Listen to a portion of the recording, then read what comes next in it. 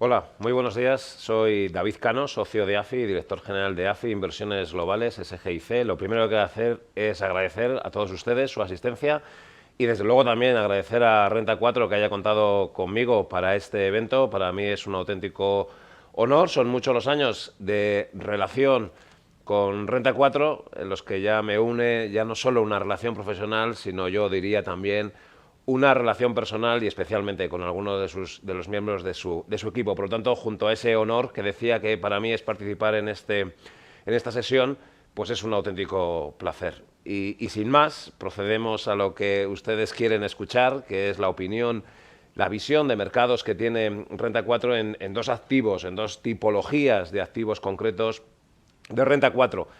En concreto de renta variable y en concreto renta variable emergentes y renta variable small caps. Y para ello tenemos a dos de los gestores de Renta 4, Alejandro Varela, gestor de Renta 4 Latinoamérica, buenos días. Buenos días, David. Y David Cabeza, gestor de Renta 4 Small Caps, ¿cómo estás? Buenos días.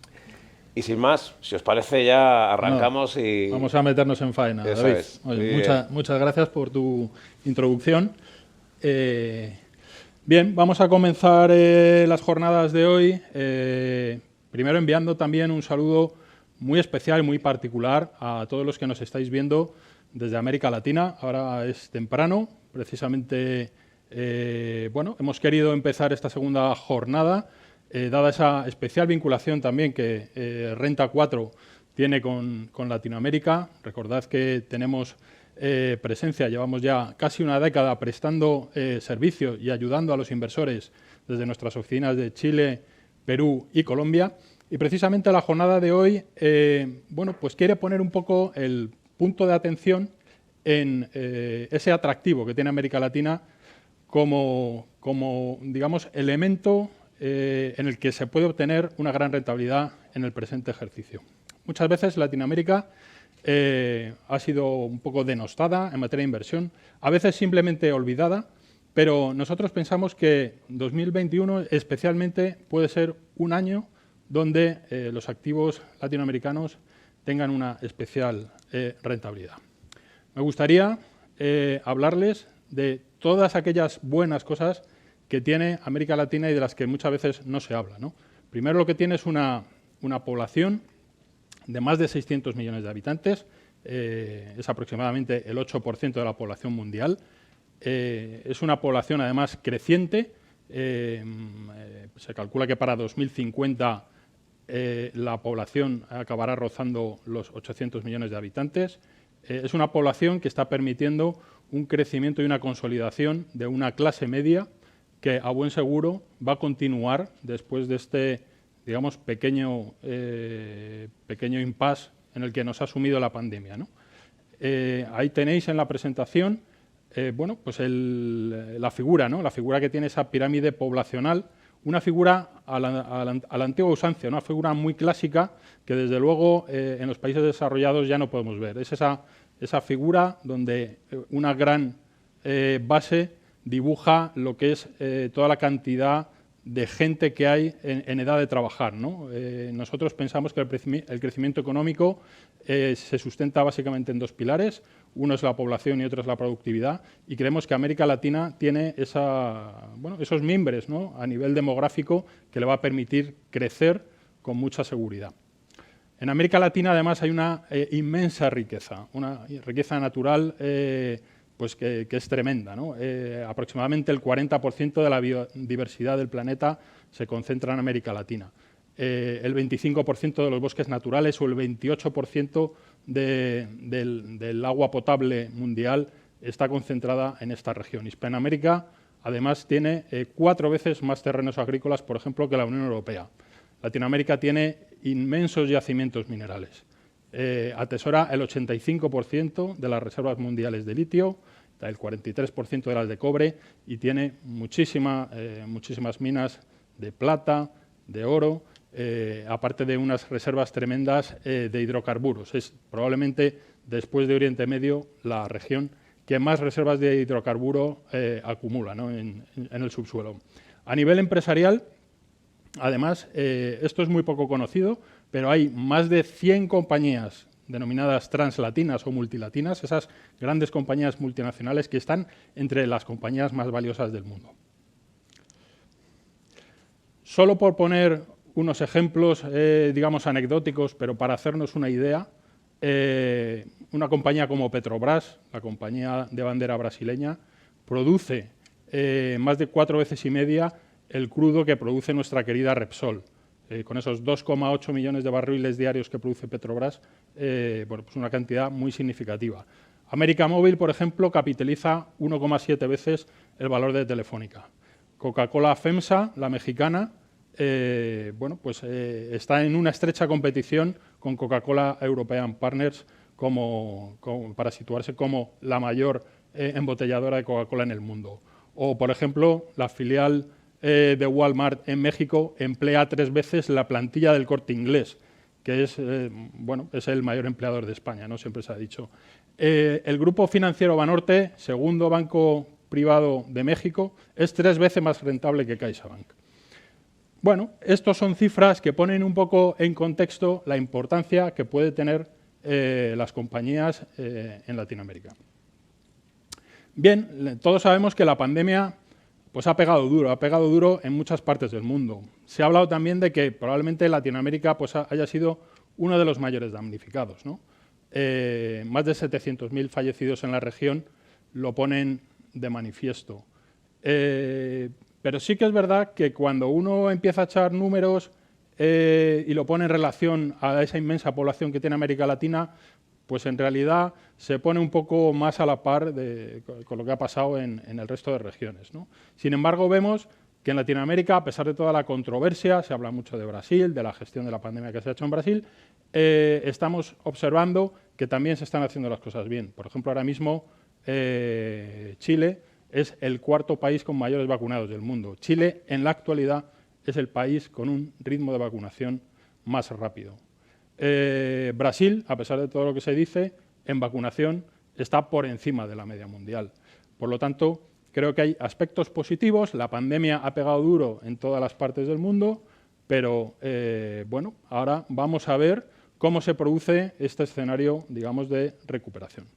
A nivel económico, el patrón de destrucción de actividad que hemos visto en América Latina es muy similar al que hemos visto en el resto de regiones del mundo. Es decir, hemos tenido un segundo trimestre de 2020 que se ha visto muy afectado, lógicamente, por los confinamientos. Hay países como Chile o Colombia que han tenido que enfrentarse a confinamientos muy, muy severos, y entonces hemos visto una destrucción, desde luego, muy significativa de la actividad en el segundo trimestre. Pero a este segundo trimestre le han seguido otros trimestres de recuperación también muy intensa y muy vigorosa. A mí me gustaría destacar, por ejemplo, que Brasil ha tenido un tercer trimestre muy por encima de lo estimado. O Perú, que, por ejemplo, después de tener una destrucción de PIB muy similar a la que hemos visto en España, precisamente en España no podemos dar muchas lecciones sobre cómo se ha gestionado la pandemia, porque hemos sufrido económicamente, probablemente a la altura de entre los países desarrollados, probablemente los que más, pues Perú ha tenido una destrucción muy similar, pero también con una recuperación muy, muy vigorosa. Bueno, las autoridades monetarias y las autoridades de estos países se han enfrentado a la pandemia de la misma forma que lo han hecho el resto de bancos centrales del mundo, ¿no? Han reaccionado muy rápidamente y hemos visto cómo con toda agilidad los bancos centrales han sido capaces de estimular a la economía acercándose a esa política de tipos cero que llevamos pues prácticamente una década viviendo en Europa. Los bancos centrales de estos países siempre han seguido una política bastante ortodoxa, pero bueno, pues han tenido que reaccionar a la pandemia, digamos, uniéndose al resto de bancos centrales, ¿no? Y ahí pues, podéis ver en la presentación cómo se ha iniciado un ciclo de bajadas de tipos de interés que ya está tocando a su fin, porque anoche ya Brasil, por ejemplo, empezó a subir tipos de interés, con lo cual, bueno, tenemos ahí una señal, ¿no?, de que algo podría estar empezando a cambiar en la región. Por otra parte, igual que se ha hecho en muchas regiones del mundo, ha habido un esfuerzo fiscal sin precedentes con un estímulo pues, muy significativo, ¿no? Por ejemplo, Brasil ha hecho un estímulo fiscal o ha implementado un estímulo fiscal de cerca del 8% de su Producto Interior Bruto, ¿no? O Chile, que también ha implementado unas políticas de estímulo fiscal del orden del 6%, al margen de todos esos avales y garantías que muchos gobiernos pues, han fijado para sus economías para intentar dar soporte a esta recuperación, ¿no? Bueno, todas estas políticas muy expansivas y que tienen como objetivo frenar la destrucción económica han tenido su efecto colateral, ¿no? El efecto colateral en este caso ha sido en los mercados de divisas, ¿no? Es verdad que las políticas expansivas se están llevando a cabo en todas las partes del mundo, ¿no? Pero todos sabemos que las regiones emergentes son muy sensibles a los episodios de riesgo. Si esto lo acompañamos con una serie de estímulos financieros del tamaño que nunca antes habíamos presenciado en la historia, pues lo que tenemos es que la válvula de escape son los mercados de cambio, ¿no? Los mercados cambiarios. Entonces, lo que hemos visto es que el año pasado América Latina ha tenido una fuerte depreciación en sus divisas, una depreciación que, como veis en el cuadro, pues oscila entre el 17%, por ejemplo, del sol peruano y hasta el 38% del peso argentino, pasando por un 30% de depreciación del real brasileño o cerca de un 20% en el peso mexicano. Muy al principio de esta exposición yo les comentaba, bueno, vengo a romper una lanza en favor de América Latina porque creo que este es el año de la oportunidad de América Latina, ¿no? Y hay 6 factores clave, muchos de ellos muy relacionados entre sí, que van a marcar probablemente la pauta, ¿no? Y van a marcarnos el camino por el que nosotros debemos guiarnos, ¿no? Primero, tenemos una economía global que se está recuperando de manera muy intensa. Una recuperación que se da por descontada, porque un elemento con el que no contábamos, que era el tener una vacuna temprana, está ya ahí, se está empezando a vacunar masivamente a la población y esto va a permitir un retorno de la actividad económica. Un retorno de la actividad económica que además va a estar liderado por 2 regiones, China y Estados Unidos. Y estas 2 regiones son muy importantes para América Latina, pues porque son el motor de tracción de toda la digamos, demanda que se va a producir para toda esa producción que vamos a poder ver en América Latina. Por otro lado, sabemos que el cambio de administración en Estados Unidos ha producido pues, un alto el fuego en materia de guerra comercial, ¿no? Probablemente veamos una involución del proteccionismo, un retroceso del proteccionismo comercial. Esto es algo que vamos a ir viendo trimestre a trimestre, pero que ha sido algo muy importante y algo que ha impactado durante estos últimos años negativamente en la región. Luego tenemos que nuestra expectativa es que las condiciones financieras van a seguirse manteniendo relativamente laxas y muy laxas en términos de perspectiva histórica, porque a buen seguro vamos a tener todavía bueno, pues, probablemente 1 o 2 años de tipos bajos y de políticas de estímulo. Es decir, ningún banco central va a querer pasarse de la raya endureciendo sus políticas o retirando prematuramente los estímulos. Por otra parte, otro elemento que ya estamos viendo y que va a ser pues muy especial y que va a especialmente afectar positivamente a la región es la recuperación de los mercados de materias primas, que ya se está produciendo y se está produciendo a una velocidad pues muy rápida. Y por otra parte, tenemos como también, al igual que está ocurriendo en América Latina, tenemos un escenario de debilidad del dólar que probablemente se va a mantener durante los próximos trimestres, ¿no? También, bueno, esa serie de políticas de estímulo también increíbles que hemos visto en Estados Unidos, pues están pesando, ¿no? en la cotización del dólar, y esto es un factor muy positivo para América Latina debido a la dolarización de su deuda, o a la mayor dolarización de su deuda. Por último, tenemos el apoyo del resto del mundo. Hay numerosos organismos multilaterales que están que están muy pendientes de América Latina y que están ayudando, ¿no? y de alguna manera pues están colaborando, ¿no? Y financiando a la región para intentar también que el daño económico que está produciendo la pandemia sea el menor posible. Bueno, ahí tenéis en imagen bueno, pues la cotización de algunas materias primas que son muy importantes y que tienen una especial relevancia en este escenario de recuperación. Muchas de ellas vinculadas a lo que nosotros también llamamos megatendencias, de lo que luego mis compañeros van a hablar, ¿no? Estamos en un momento donde vamos a asumir también los países desarrollados unos retos increíbles a nivel tecnológico, retos también que nos van a llevar nos van a conducir a una mayor electrificación de la economía, porque estamos pendientes de la sostenibilidad, de las políticas económicas, y bueno, y todo eso va a requerir una serie de recursos muy importantes que podemos ir a buscarlos en Latinoamérica. Bien, de hecho ya se habla de que estamos ante un superciclo de las materias primas. ¿Por qué ante un superciclo de las materias primas? Pues porque también durante los últimos 2 años, y también ocasionado por la pandemia, lo que tenemos es bueno, pues que hemos visto un periodo de infrainversión en todo lo referente a la extracción y exploración de materias primas.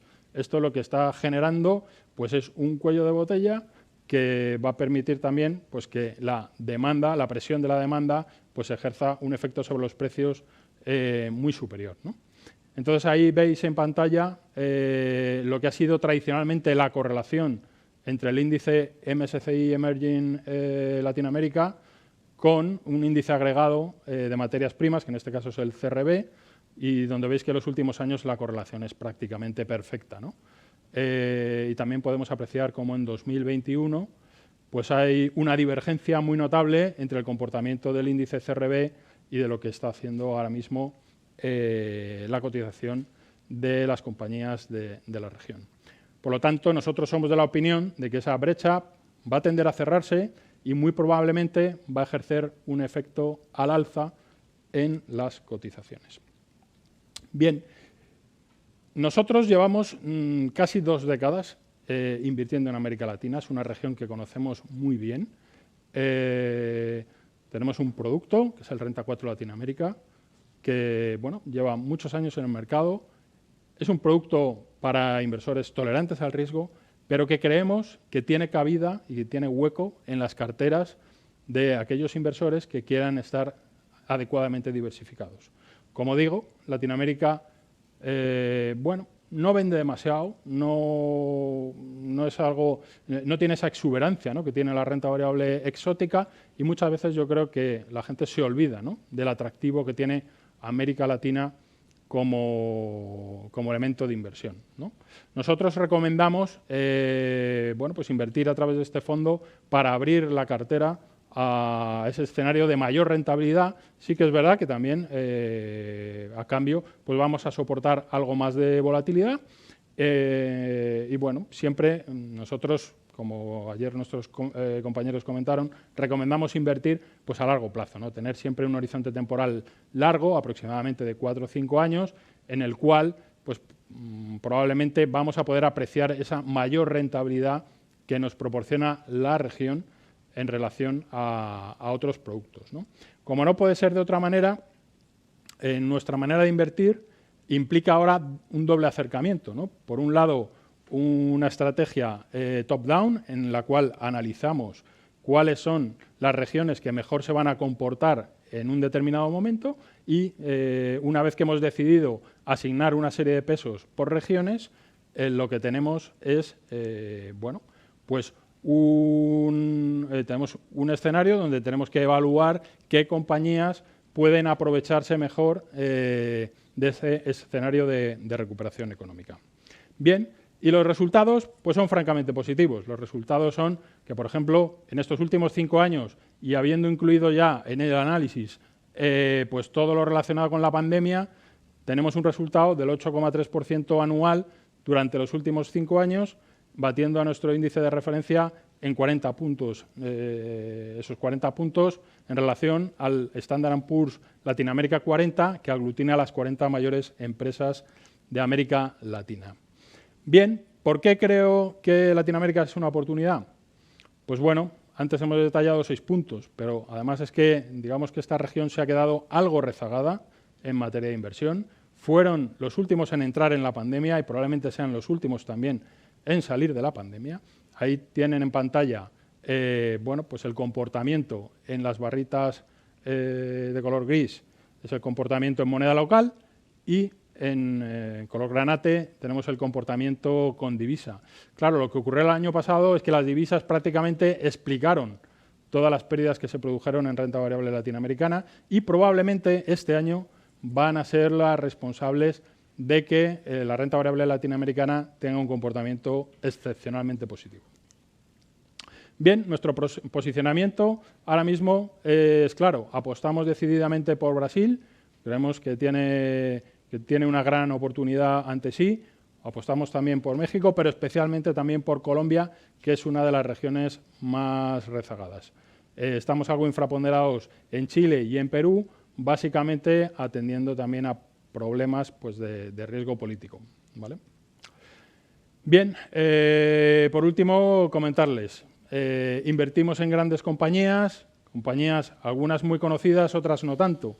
Hemos hablado de Petrobras, pero por ejemplo nuestra segunda posición en el fondo es Qualitas, que es la número 1 en seguros del sector automotriz en México.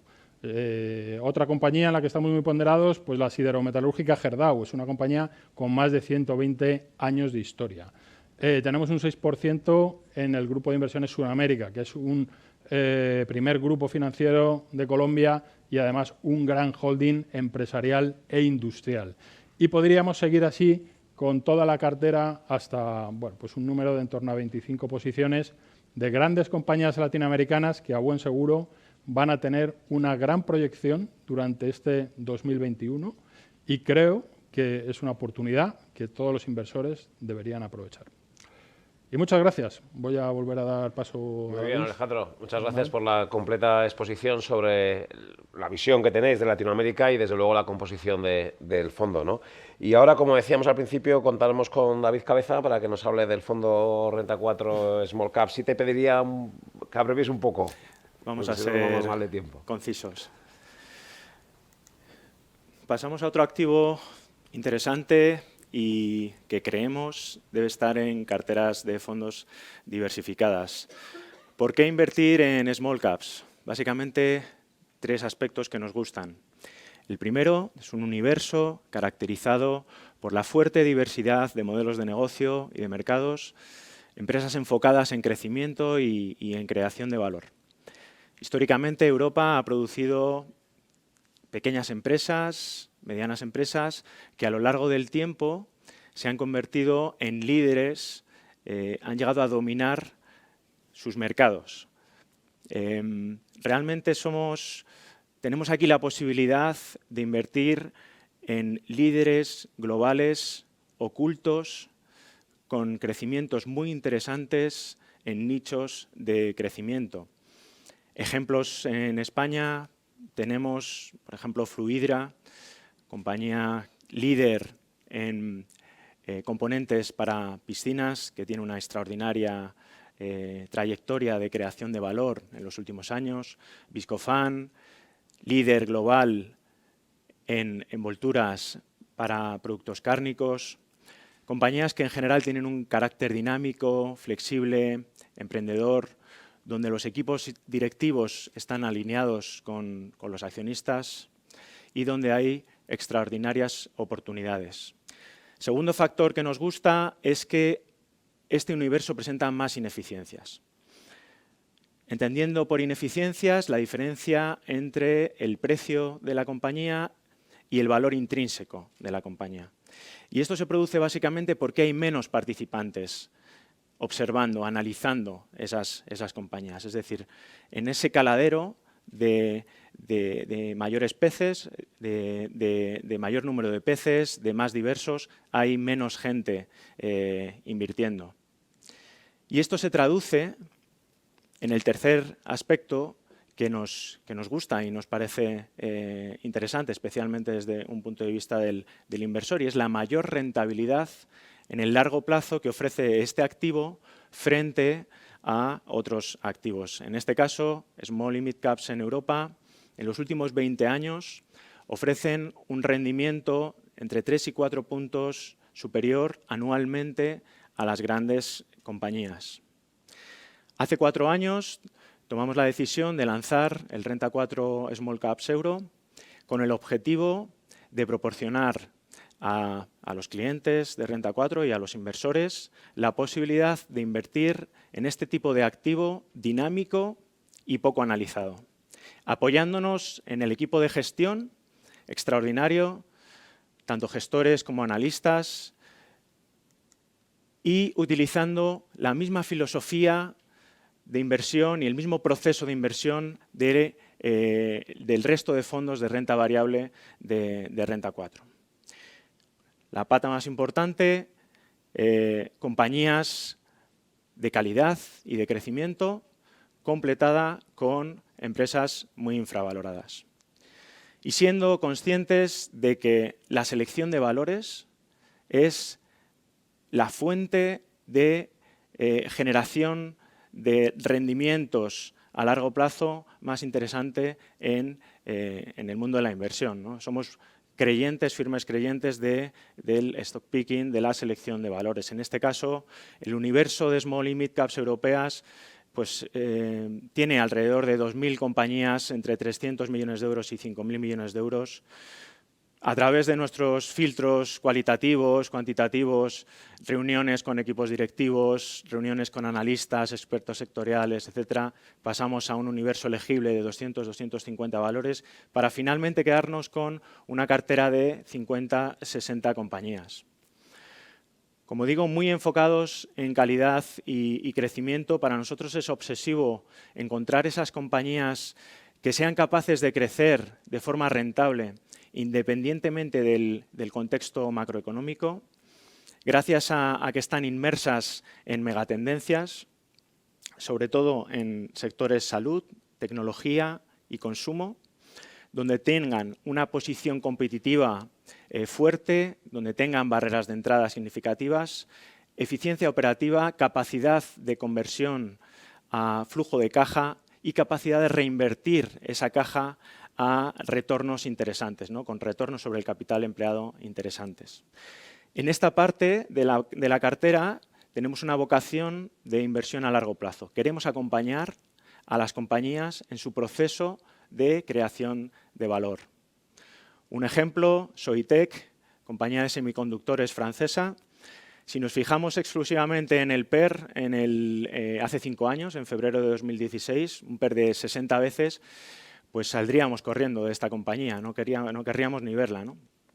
Lo que nosotros hacemos es fijarnos en el sector en el que opera, el tamaño del mercado en el que opera, cómo va a ser dentro de 5 o 10 años, la capacidad que tiene la compañía de generar beneficios dentro de ese sector. Y como podemos comprobar aquí, 5 años después, el beneficio por acción de Soitec se multiplicó por aproximadamente 20 veces y a pesar de que el PER se ha reducido, se ha contraído a niveles en el entorno de 30 a 35 veces, el precio por acción pues ha crecido de forma significativa, se ha multiplicado también por 12 y por 13, simplemente porque la cotización ha seguido la generación de los beneficios. Para nosotros es obsesivo encontrar ese crecimiento estructural. Y esto se complementa con la parte de compañías más infravaloradas de forma coyuntural y aquí utilizamos una inversión más táctica, ¿no? Cuando hay una ineficiencia la aprovechamos, cuando se corrige esa ineficiencia normalmente salimos de la compañía. Esta es la cartera a fecha de hoy. Los dos bloques bien diferenciados, el bloque de compañías de calidad, sobre todo compuesto por compañías del sector salud, tecnología y consumo. La parte más táctica, compañías del sector industrial, sector materias primas, en total en el entorno de unas 60 compañías. Crecimientos medios de doble dígito, tanto de ventas como de beneficios, a múltiplos muy razonables. Y por último, comportamiento reciente. Desde enero de 2019, el fondo se ha revalorizado un 50%. En 2019 en línea con el mercado, más 25%, un año que fue positivo. El año pasado fue algo más difícil, a pesar de ello el fondo se revalorizó un 12%. Recordar que el Eurostoxx cayó ligeramente el año pasado. Y en lo que llevamos de año estamos hablando de rentabilidades a fecha de ayer en el entorno del 8 o 9%, ¿no? En conclusión, small caps haciéndolo mejor que compañías grandes, y el fondo teniendo un comportamiento reciente mejor que sus índices de referencia. Y yo creo que con esto podemos dar paso al turno de preguntas. Muy bien, ¿Okay? David, pues muchísimas gracias por tu exposición. Yo creo que ha quedado muy claro la oportunidad de invertir en small caps, donde has dado una cifra de market cap, ¿no? De capitalización que te he entendido entre 300 millones y 5.000 millones, ¿no? Sí. Aproximadamente. Y la pregunta es, uno intuye que en ese tipo de compañías hay mucha presencia de compañías familiares, sobre todo respecto a las grandes compañías. ¿Es así? ¿Hay un sesgo de compañías familiares en ese tipo de compañías? Sí, es correcta la apreciación. Son típicamente compañías que bueno, han sido creadas, ¿no?, por emprendedores y han ido creciendo en ese mercado. Y en muchos casos han desarrollado el propio mercado o el propio producto y permanecen en el accionariado, tienen una visión de largo plazo. Nuestro fondo, yo diría en el entorno del 40-50% son compañías familiares. Un dato relevante y diferencial respecto a las grandes compañías que casi ya... Sí, hay múltiples estudios que confirman esos retornos superiores de compañías familiares frente al resto de compañías. Y la otra pregunta, también has hecho una orientación de sectores, ¿no? Pero a veces cuando uno piensa en inversión en compañías medianas, tal vez está pensando más en la propia compañía y no tanto en los sectores, que tal vez el enfoque sectorial es una consecuencia de las compañías en las que se invierte. ¿Es así o sin embargo también vosotros buscáis una composición por sectores específica? No tanto. La selección de compañías se hace de abajo arriba.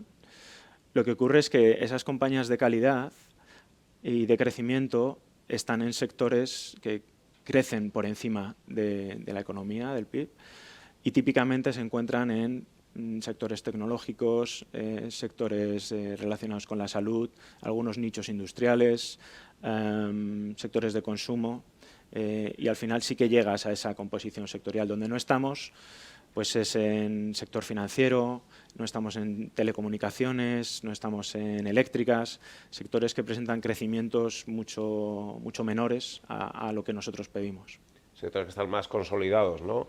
Y ahí voy a enlazar con la pregunta con Alejandro y para intentar ser disciplinados con el tiempo. En tu presentación de la composición de la cartera de Renta 4 Latinoamérica, hay mucho sesgo, tal vez, materias primas, financieras, pero igual no hay tanto sesgo tecnológico. ¿Es esto así, esta percepción? Bueno, efectivamente, nosotros nos hemos caracterizado por ser un fondo que hemos querido disminuir en la medida de lo posible. No siempre se consigue, ¿no?, esa exposición a los mercados de materias primas.